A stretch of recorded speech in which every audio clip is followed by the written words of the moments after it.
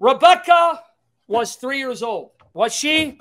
3. Now let's go to the source she misquoted. Here it is, Rashi. Let me give you Rashi, what Layla humiliated herself. Let me show you what Rashi said and didn't say. Did Rashi say Rebekah was 3? Here it is. Here it is. You'll see it right there. Right there. I'm going to now read it. I'm going to post it. If you go to Genesis 25:20, it's talking about Isaac being 40 years old. Isaac being 40 years old when he married Rebekah. Pay attention. When Sarah died, she was 127 years old. When Sarah died, Isaac was 37. But if you read Genesis 25, it says Isaac was 40 years old, right, when he was married to Rebekah. So if he was 37 when Sarah died, why is it he was 40 when he married Rebekah? Now let's read the comment. Notice it says 40 years old.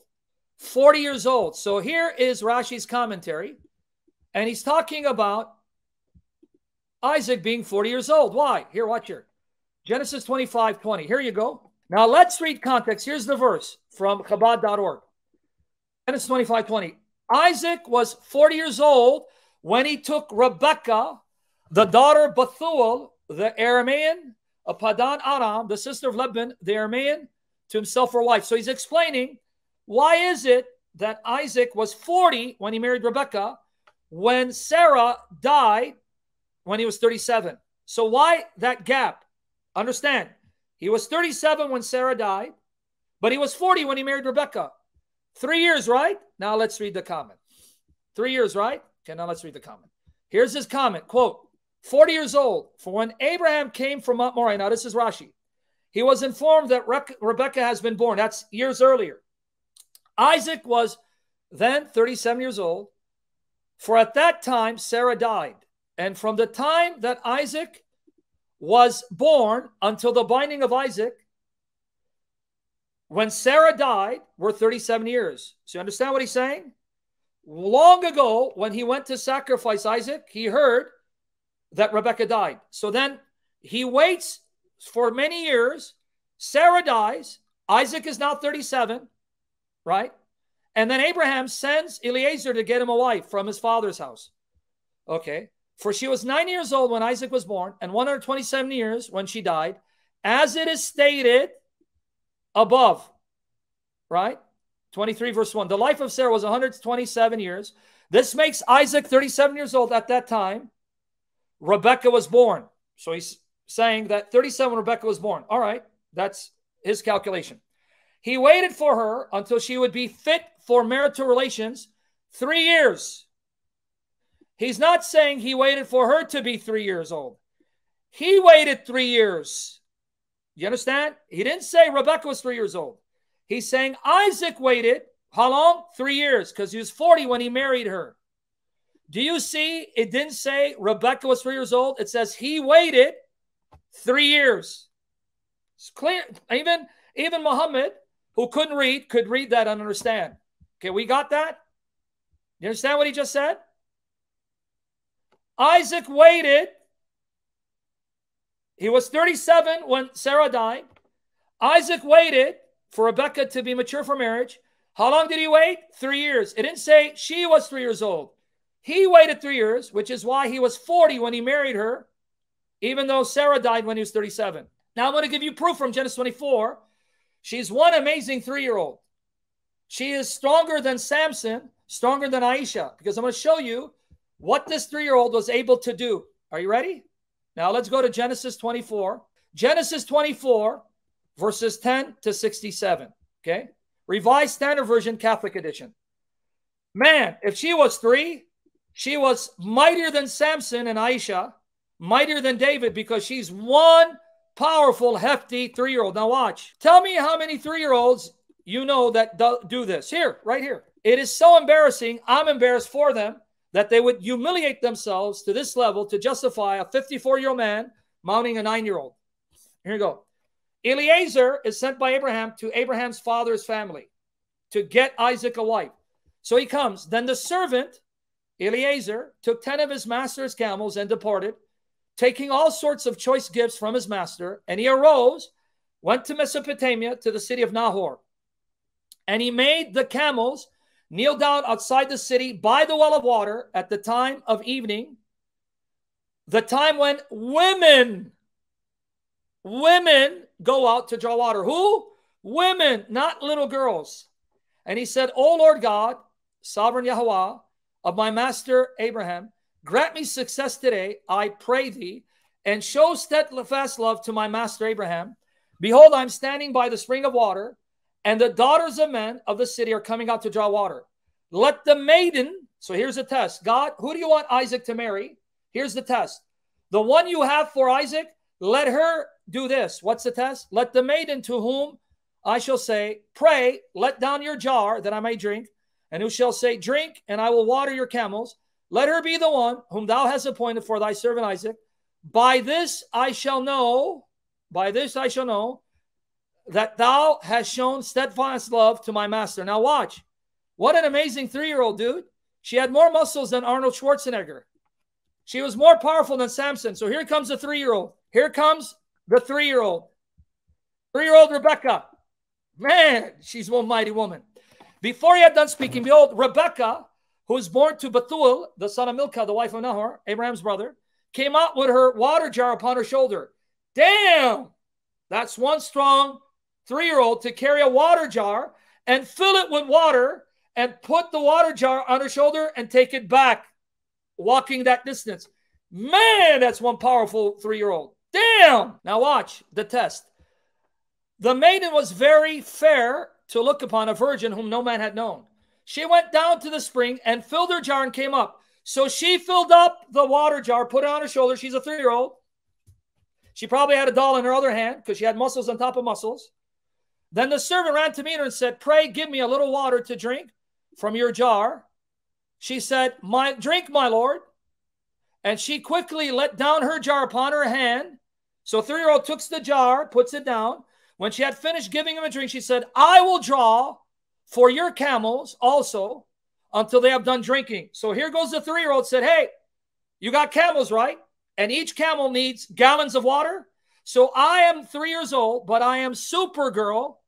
I put Superman to shame and Samson. I'm going to go and keep filling the water jar with water to fully satisfy not one camel, but a bunch of camels that need gallons of water to be satisfied because I'm Supergirl. How many gallons of water does a camel need to drink? Because remember, it's camels. Can you confirm, the greatest scholar ever lived, Sheikh Google? How many gallons of water does a camel need? And she, this 3-year-old, while this grown man Eliezer is going to sit back and let a 3-year-old go back and forth getting water to satisfy camels. Okay. So she quickly, 10 gallons, just to wet his tongue, huh? 30 gallons in one sitting, 30 gallons of water, 20 gallons. And that's just one camel? Yeah, man, this is one mighty 3-year-old. The man gazed at her in silence. You know why he gazed at her in silence, guys? Because he's shocked. Like, damn, what a mighty 3-year-old. This is Powerpuff Girls, Supergirl. Hey, you 3-year-old, come here. You can go back and forth and fill up your jar with water to give to my camels, which takes at least 20 gallons to 30 gallons to satisfy one camel. You can do that? The man gazed at her in silence to learn whether the Lord had prospered his journey or not. Okay, are we ready to move on? We got some more. Hold on. Yeah, that just tells you the levels they will stoop. When the camels had done drinking, camels, the man took a gold ring weighing a half a shekel and 2 bracelets for arms, weighing 10 golds, getting 10 gold shekels, and said, tell me whose daughter you are. So notice, she's there, not accompanied by her parents or her brother. She's all alone, talking to a stranger at the age of 3. 3 years old, right? Is there room in your father's house for us to lodge in? She said to him, I am the daughter of Bethuel, the son of Milcah, whom she bore to Nahor. Man, pretty intelligent 3-year-old. She knows all her history. She added, we have both straw and provender, enough and room to lodge in. The man bowed his head and worshiped the Lord, Yahweh, and said, blessed be the Lord, Yahweh, the God of my master Abraham, who has not forsaken his steadfast love and his faithfulness toward my master. As for me, Yahweh, the Lord, has led me in the way to the house of my master's kinsman. Yeah, we're going to put this to bed, then we're going to go to the next objection. Then the maiden ran. Now the 3-year-old's running. 3-year-old, after all day taking a jar of water, giving enough water for a flock of camels, she's still not tired at 3. Then the maiden ran and told her mother's household about these things. Rebekah had a brother whose name was Laban, and Laban ran out to the man, to the spring. When he saw the ring, now watch, you see how stupid this religion is to do this to our Bible? And the bracelets on her sister's arms. And when he heard the words of Rebekah's sister, thus the man spoke to me, he went to the man, and behold, he was standing by the camels at the spring. He said, come in, O blessed of Yahweh. Why do you stand outside? For I have prepared the house and a place for the camels. So the man came into the house, and Laban ungirded the camels and gave him straw and provender for the camels and water to wash his feet and the feet of the men who were with him. Then food was set before him to eat, but he said, I will not eat until I have told my errand. So he said, I am Abraham's servant. The Lord Yahweh has greatly blessed my master, and he has become great. He has given him flocks and herds, silver and gold, men servants and maid servants, camels and asses. And Sarah, my master's wife, bore a son to my master when she was old, and to him he has given all that he has. My master made me swear, saying, you shall not take a wife for my son from the daughters of the Canaanites, in whose land I dwell. But you shall go to my father's house and to my kindred, and take a wife for my son. I said to my master, perhaps the woman will not follow me. Woman, huh? Not little girl, woman. But, you know, 3-year-olds are women at that time. You guys understand the culture. If you're 3, you're a woman. But he said to me, the Lord Yahweh, before I walk, will send his angel, there's Jesus again, the messenger of the Father, with you and prosper your way. And you shall take a wife for my son, from my kindred, and from my father's house. Then you will be free from my oath when you come to my kindred. And if they will not give her to you, you will be free from my oath. I came today to the spring and said, O Lord, Yahweh, the God of my master Abraham, if now thou wilt prosper the way which I go, behold, I'm standing by the spring of water. Let the young woman, so she's not a toddler, but she's a young woman, meaning she's mature enough, a woman mature enough to have sex, because that's what the word alma means. To whom I shall say, pray, give me a little water from your jar to drink. And who will say to me, drink, and I'll draw for your camels also. Let her be the woman whom the Lord has appointed for my master's son. See, it's ridiculous, right? But we got to do this. So we got 20 more verses. Sorry, but this is what the Muslims do to us. We got to read so that Christians don't fall for this stupid nonsense, right? To think the level they would stoop to try to justify what a 54-year-old man did by having sex and deflowering and demoralizing a 9-year-old minor by appealing to scriptures and distorting what they say. Okay? No shame, no dignity. Before I had done speaking in my heart, behold, Rebekah came out with her water jar on her shoulder, and she went down to the spring and drew. So notice what a good brother lets a 3-year-old go out by herself with other women to draw water, instead of him, who's a mature man, young man, going out and doing it. This is child abuse. This is child neglect. And she went down and drew, and I said to her, pray, let me drink. She quickly let down her jar from her shoulder and said, drink, and I will give your camels drink also. So I drank, and she gave the camels drink also. Then I asked her, whose daughter are you? Dude, she's a 3-year-old. What the hell's wrong with you? I taught a 3-year-old and having a 3-year-old, give water to your camels. She said, the daughter of Bethuel, Nahor's son, whom Milcah bore to him.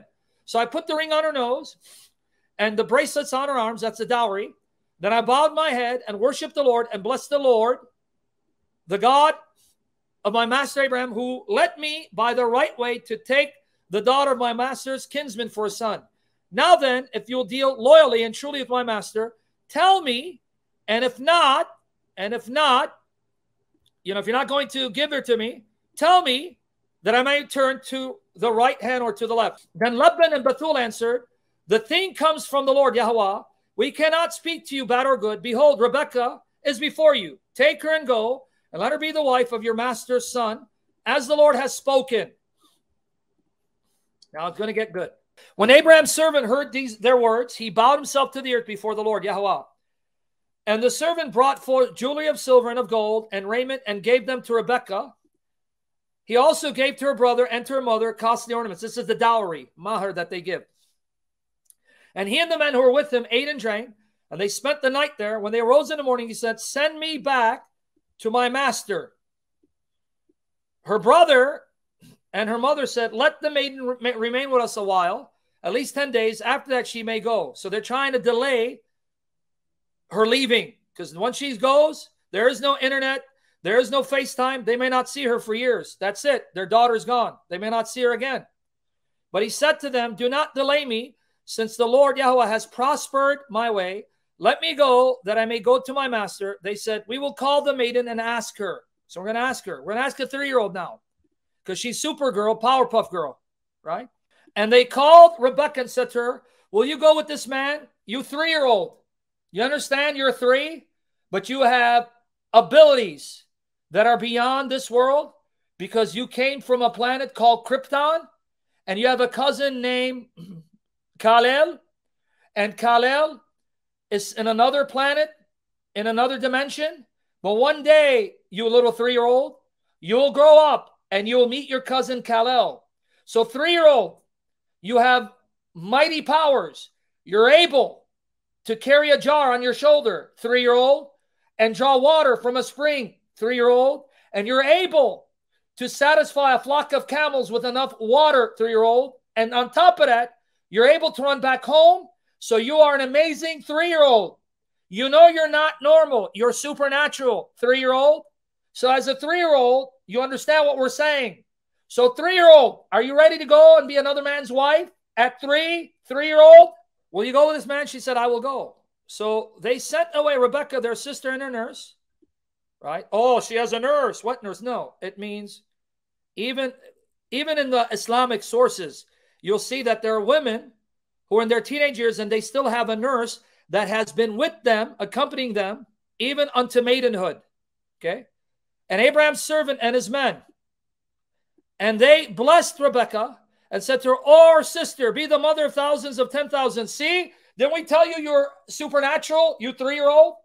You're no ordinary 3-year-old. You're so amazing, you're going to have thousands of kids popping out of your womb because you are supernatural. Tens of thousands may your descendants possess the gate of those who hate them. Then Rebekah and her maids, plural, arose. So she had servants serving her, and rode upon the camels and followed the men. Thus the servant took Rebekah and went his way. Now Isaac had come from Bir Lahai Roy and was dwelling in the Negev. And Isaac went out to meditate in the field in the evening, and he lifted up his eyes and looked, and behold, there were camels coming. And Rebekah lifted up her eyes, and when she saw Isaac, this 3-year-old saw with her supervision, Eliezer, yes, I see a man at a great distance. How? Don't you know I have supervision? And I have X-ray vision too. You know, bionic man, I'm bionic woman, and Supergirl all in one.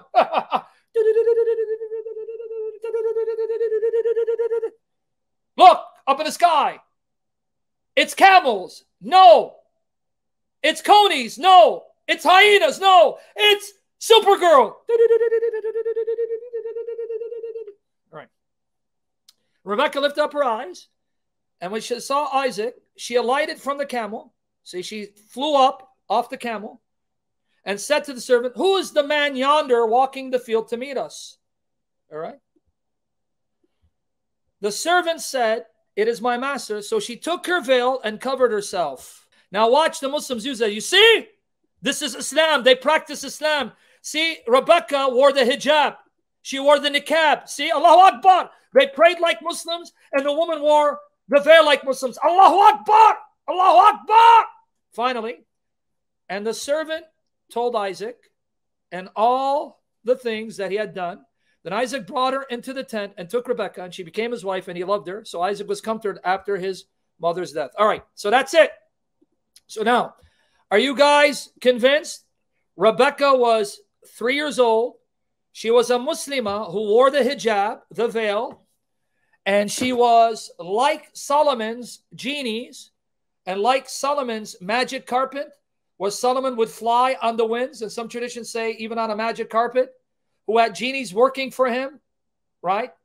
And when one genie even stole his ring and got him deposed from his kingdom and sat on his throne pretending to be Solomon and then slept with Solomon's wives, as all in Islamic tradition. Or like Muhammad saying that Satan stays in the upper part of your nose and you need to flush Satan by snorting water in and out of your nose 3 times a day, 3 times in the morning. Snort water in and out of your nose 3 times so you can flush Satan out of your nose, who stays there in the upper part of your nose. This is in Bukhari. Or like when Muhammad said that Satan would piss in a person's ear, he'd actually piss in the ears of people so they wouldn't hear the call of adhan. Or Muhammad said that when there's a call to prayer, adhan, Satan releases a loud fart. He farts so loud so you won't hear the call of prayer and takes off.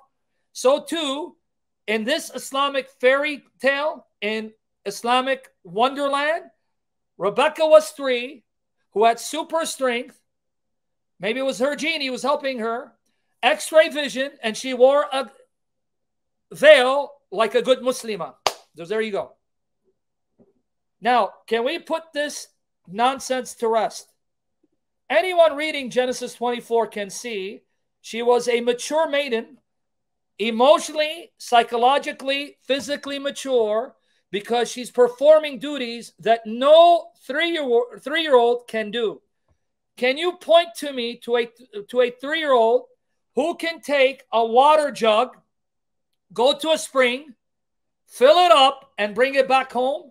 Can you point to me to a 3-year-old who can then fill up a water jug, a jar, and then give enough water for a flock of camels at the age of 3?